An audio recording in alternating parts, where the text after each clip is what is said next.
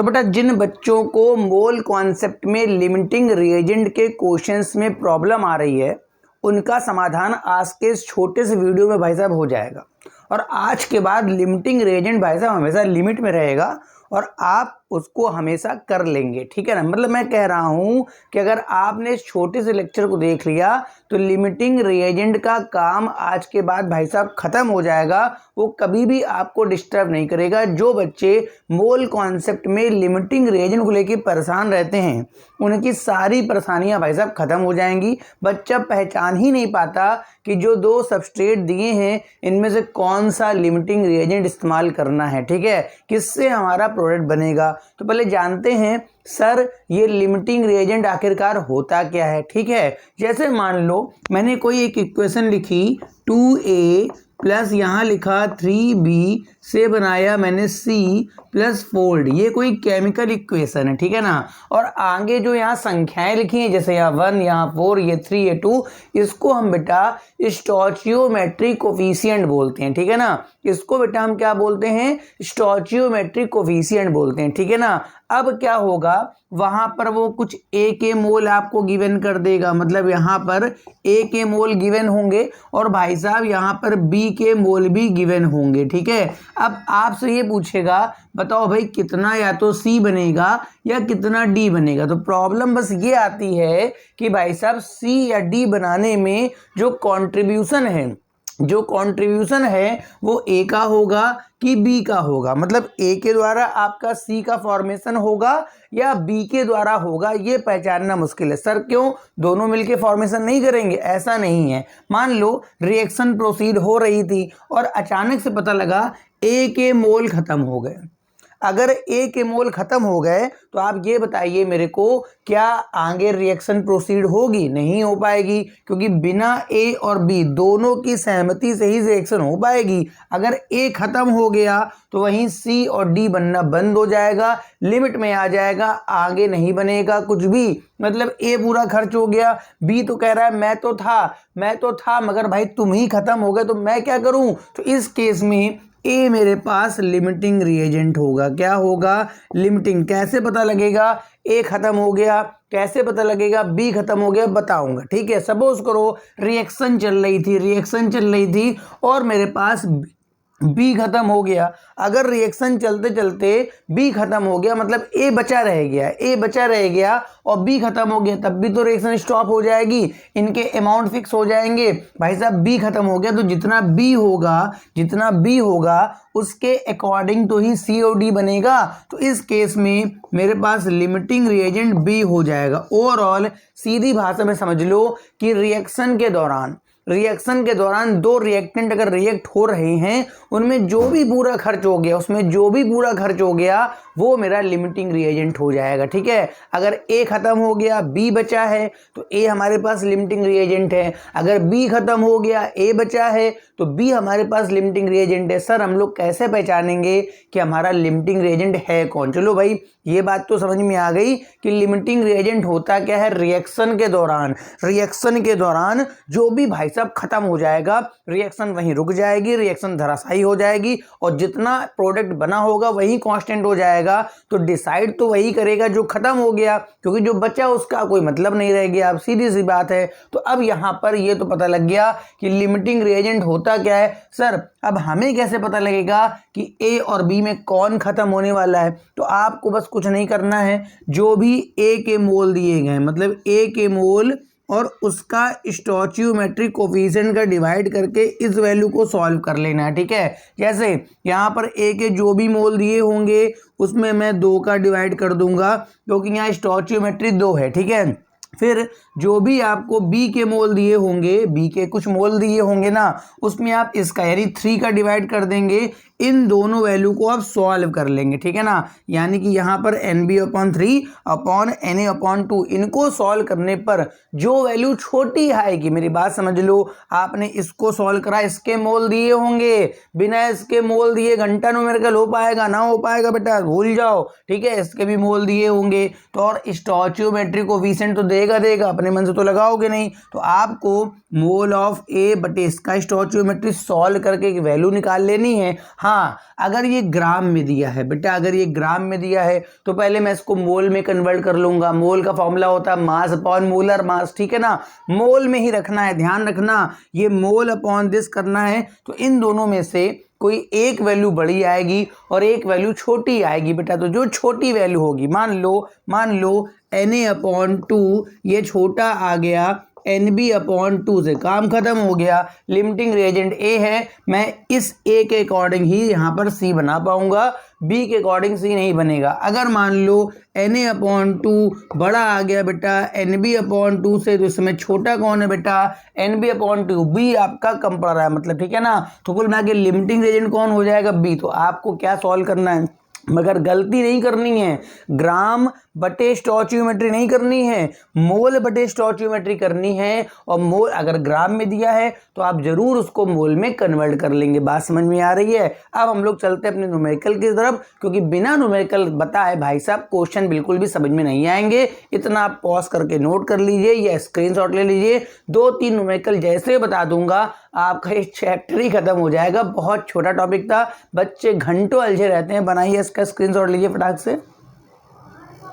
चलिए अब इस न्यूमेरिकल से भाई साहब जेई मेंस का न्यूमेरिकल है, ठीक है। 11th वालों को भी इतना आसान लगेगा कि बहुत आराम से निपट गया, ठीक है। इस न्यूमेरिकल से हम अपने लिमिटिंग रिएजेंट को पूरा समझने की कोशिश करेंगे, ठीक है। एक रिएक्शन दे रखी है N2+3H2 से उसने अमोनिया बना रखी, बहुत फेमस रिएक्शन है, हैबर प्रोसेस नाम है इसका, ठीक है। अब इस प्रोसेस में जो नाइट्रोजन गैस दे रखी है बेटा वो 20 ग्राम है, और जो हाइड्रोजन गैस दे रखी है वो 5 ग्राम है, ठीक है। मैंने आपसे कहा था ग्राम में काम नहीं चलेगा, मोल में काम चलेगा। कोई बात नहीं, मोल में भी कन्वर्ट कर लूंगा, ठीक है। हाँ, N2 के आगे कुछ नहीं लिखा तो इसका स्टोइचियोमेट्री 1 है, इसका 3 है। अब क्या कह रहा है, the limiting reagent of the reaction, ठीक है। हमको इस रिएक्शन का लिमिटिंग रिएजेंट चाहिए and number of moles of ammonia formed. पहले तो लिमिटिंग रिएजेंट पता करो, क्योंकि उसी से ही अमोनिया बनेगा। जो खत्म हो जाता है उसी से ही बनता है, जो बचा रहेगा उससे क्या बनेगा, ठीक है। तो पहला काम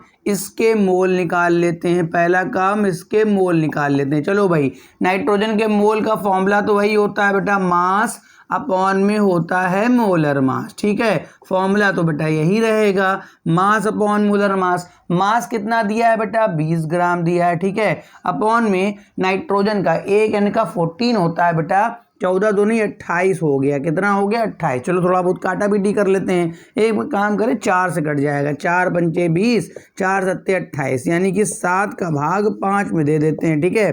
दशमलव लगाओ, 0 लगाओ, 749, ठीक है। यहाँ पर 1 हो गया 0 सारे, यानी 0.71 ये आ रहा है, 0.71। ये मैंने क्या करा है, ये मैंने A के मोल मतलब नाइट्रोजन गैस के मोल निकाले। एक बार चेक कर लेता हूँ, 20/28, 5 से काट 4 से काटा, 4 पंचे 20, 4 से 28, ठीक है, सही आ रहा है। अब हम लोग क्या करेंगे, इसके मोल निकाल लेंगे बेटा। मोल का फॉर्मूला तो वही है, मास अपॉन मोलर मास। कितना मास दे रखा है बेटा, 5 ग्राम, 5। और हाइड्रोजन का मोलर मास कितना होता है, हाइड्रोजन का मोलर मास 2 होता है, ठीक है। ये तो भाई बहुत बड़ी वैल्यू आ गई, 2.5 ग्राम आ रही। बताओ, ये 0.71 है, ये 0.71 है, मतलब 1 से भी छोटा है, और ये 2.5 है, यानी कि ये वैल्यू बहुत छोटी आ रही है, ये वैल्यू बहुत छोटी है। मगर ये तो मोल निकालने, ये तो क्या निकालने, मैंने मोल निकालने, ठीक है ना। मगर मैंने आपसे कहा था अगर आपको लिमिटिंग रिएजेंट पहचानना है तो मोल बटे स्टोइचियोमेट्री करना है, यानी कि देखो मोल ऑफ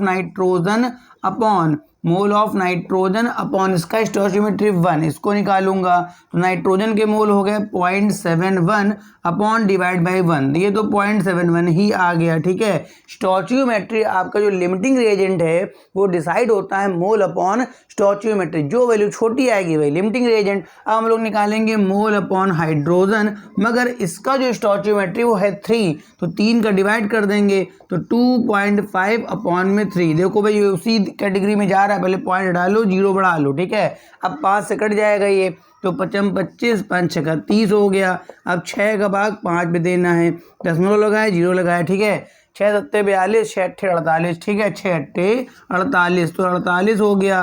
तो देखो सीधी सी बात है, ये 0.8 आ रहा है। ये कितना आ रहा है बेटा, 8 से 48 होता है, तो ये 0.8 आ रहा है। क्या आ रहा है, 0.8। और ये देखो कितना आ रहा है, 0.71 आ रहा है, इसका मतलब यही वैल्यू छोटी है, यही वैल्यू छोटी है और यही हमारा एक आंसर मिल गया। इस रिएक्शन का लिमिटिंग रिएजेंट नाइट्रोजन गैस है। कौन है बेटा?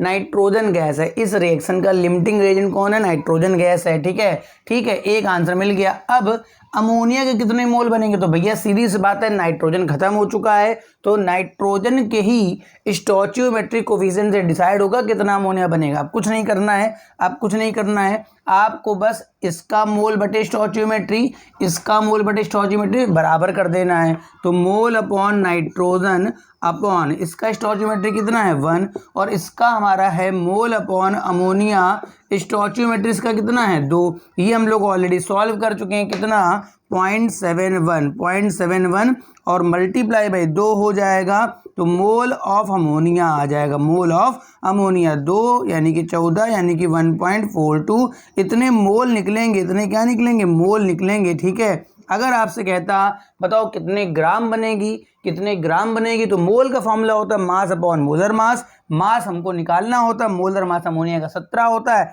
लगा के मैं सॉल्व कर लेता। तो एक न्यूमेरिकल से और बताऊंगा, उम्मीद है कि ये न्यूमेरिकल आपको अच्छी तरह बात समझ में आ गई होगी। मैंने इसमें बता दिया कि लिमिटिंग रिएजेंट कौन है और अमोनिया कैसे बनाएंगे, जिससे आप जो भी आपका लिमिटिंग रिएजेंट आ जाएगा ना, आप उसका मोल बटे स्टोइचियोमेट्री जो निकालना है ना, उसका मोल बटे, हाँ इसका अगर पहले का वीडियो आपको देखना है स्टोइचियोमेट्री न्यूमेरिकल का, तो भाई साहब उसको आप आराम से जाके देख सकते हैं, मेरे यूट्यूब में पड़ा हुआ है। ठीक है, इसको बनाइए फटाफट।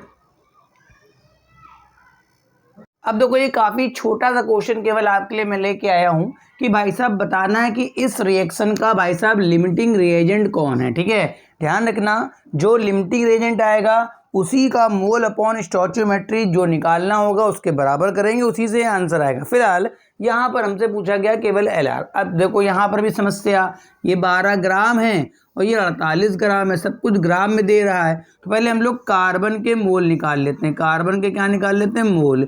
मोल का फॉर्मूला नहीं बदलेगा, मास अपॉन मोलर मास। मास कितना है? 12। कार्बन का मोलर मास भी 12 होता है, 1 मोल आ गया। ये तो कार्बन के मोल निकले, मतलब N(C) निकला है। हमको निकालना होता है मोल अपॉन स्टोइचियोमेट्री। स्टोइचियोमेट्री यहाँ 2 है, तो N/C बाई 2 कर देंगे, तो 1/2 यानी कि 0.5, मतलब आपका स्टोइचियोमेट्री मोल अपॉन दिस, ये वैल्यू 0.5 आ गई। चलो भाई इसमें आ जाएं। पहले हम लोग निकालते हैं मोल ऑफ ऑक्सीजन। ठीक है, O2 दिया है बेटा, ये केवल C था, 48 ग्राम ऊपर हो गया। ठीक है, कार्बन का ऑक्सीजन का होता है मेरे पास कितना? 32 होता है, तो नीचे में 32 कर दिया। कितना कर दिया? 32, 32 हो गया। ठीक है, 32 हो गया, ये तो मोल है। चलो भाई थोड़ा सॉल्व कर लेते हैं। 4 से आपका कट जाएगा, 4 एकम 4, 4 दूनी 8, 4 उठे 32, फिर 4 से कट जाएगा, 4 दूनी 8, 4 तिहाई 12, 3/2 यानी 1.5 निकल आया। हमको ये तो मोल निकल के आया ना, हमको निकालना है mole of O2 upon stoichiometry कितनी है 1, डिवाइड बाई 1 कर दिया, 1.5 अपॉन 1। अब बताओ ये वैल्यू कितनी आ रही? ये वैल्यू कितनी आ रही? 1.5 आ रही, और ये वैल्यू कितनी आ रही? 0.5 आ रही। इसका मतलब ये वैल्यू छोटी आ रही है। तो यहाँ पर जो लिमिटिंग रिएजेंट है वो कार्बन है। कार्बन के मोल अपॉन स्टोइचियोमेट्री मतलब दिस वैल्यू, अगर मैं इसके मोल अपॉन स्टोइचियोमेट्री के बराबर कर दूंगा तो मैं चाहूँ इसका मोल निकाल लूँ, चाहे मोल से मैं इसका मास निकाल लूँ। बस एक बात ध्यान रखना, एक बात ध्यान रखना, अगर कोई भी पदार्थ अगर एक्सेस में दे दिया गया है, मान लो उसने कहा O2 बहुत ज़्यादा मात्रा में है, तो काम खत्म हो गया, आपका कार्बन सही बनेगा। उस केस में लिमिटिंग रिएजेंट होता ही नहीं है, उस केस में लिमिटिंग रिएजेंट होता ही नहीं। मैंने कहा ना, पहला वीडियो मेरा पड़ा हुआ है विदाउट लिमिटिंग रिएजेंट, है ना। तो अगर कोई भी पदार्थ एक्सेस में, मान लो ये ज़्यादा है तो इससे ही बनेगा, अगर ये ज़्यादा है तो इससे ही बनेगा, क्योंकि सीधी बात, अगर ये ज़्यादा है, ये ज़्यादा है तो यही खत्म होगा, सीधी सी बात है। अगर ये ज़्यादा है तो ये खत्म होगा, जो खत्म हो जाता है बेटा वही होता है लिमिटिंग रिएजेंट। तो उम्मीद है आपको इस छोटे से लेक्चर में बहुत मदद मिली होगी। अगर मदद मिली हो तो चैनल को सब्सक्राइब कर लो, वीडियो को लाइक कर दो। अगर कोई डाउट हो तो कमेंट में जाके पूछ लो। Thank you for watching.